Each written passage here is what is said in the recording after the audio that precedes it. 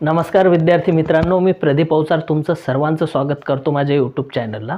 बघा, आपल्याकडे प्रश्न आहे PSI 1991च्या परीक्षेमध्ये हा प्रश्न विचारण्यात आलेला आहे। तर काय करायचं आपल्याला की याच्यात काय म्हटलं आहे, choose the correct form of the verb to complete the sentence.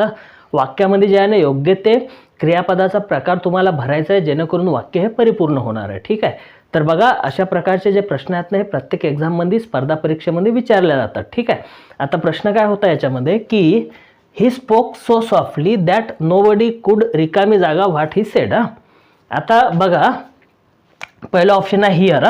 हे काय माहीत आहे का, तुमचं क्रियापदाचं फर्स्ट फॉर्म आहे म्हणजे V1 आहे, नंतर आहे हर्ड आहे, हे आहे तुमचं क्रियापदाचं सेकंड फॉर्म, त्याच्यानंतर फॉरगेट म्हणजे विसरणे, हे आहे क्रियापदाचं फर्स्ट फॉर्म, आणि इथं हॅड परफेक्ट पास्ट आहे आणि हे क्रियापदाचं थर्ड फॉर्म आहे। हॅडच्या नंतर आपण थर्ड फॉर्म घेतो। ठीक आहे, हिअर म्हणजे ऐकणे, हर्ड म्हणजे ऐकले, फॉरगेट म्हणजे विसरणे, आणि हॅड फॉरगेट म्हणजे काय, विसरले गेले।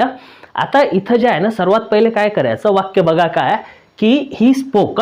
बघा हे वाक्याचा सब्जेक्ट आहे, हा स्पोक काय तुमचं क्रियापदाचं सेकंड फॉर्म आहे, म्हणजे काय की वाक्य हे जे आहे ना तुमचं सिंपल पास्टवालं वाक्य आहे।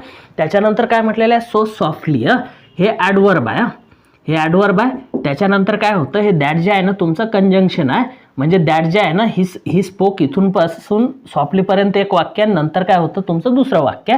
दॅट दोन वेगवेगळ्या वाक्याला जोडते म्हणून त्याला आपण कंजंक्शन म्हणतो। त्याच्यानंतर बघा दुसऱ्या वाक्याचा सब्जेक्ट काय, नोबडी, हा आहे सिंग्युलर। त्याच्यानंतर काय होतं, नोबडी नंतर काय तुमचं कुड आहे।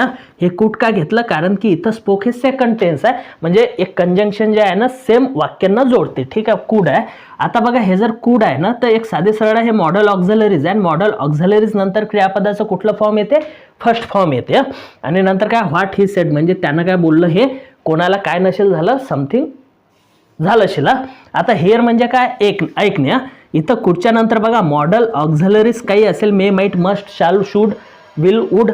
त्याच्यानंतर क्रियापदाचं फर्स्ट फॉर्म होते हिअर, हे एक येऊ शकते, हर्ड हे सेकंड फॉर्म आहे, हे नाही येणार, फॉरगेट येऊ शकते, आणि हॅड हर्ड तर येण्याचा प्रश्नच नाही येत।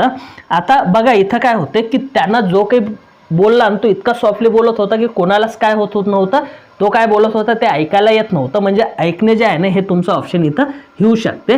आणि विसरण्याचा प्रश्न काय, जेव्हा तुम्ही ऐकसाल तेव्हा विसरसाल, त्यामुळे थर्ड ऑप्शन नाही येणार। ठीक आहे, बघा विद्यार्थी मित्रांनो, हे जे आहे ना स्पर्धा परीक्षेला अशा टाईपचे प्रश्न येतात, त्यामुळे जेवढे विद्यार्थी स्पर्धा परीक्षेची तयारी करतात इंग्रजीच्या नवीन ट्रिक्स शिकण्यासाठी आमच्या चॅनलला सबस्क्राईब करा।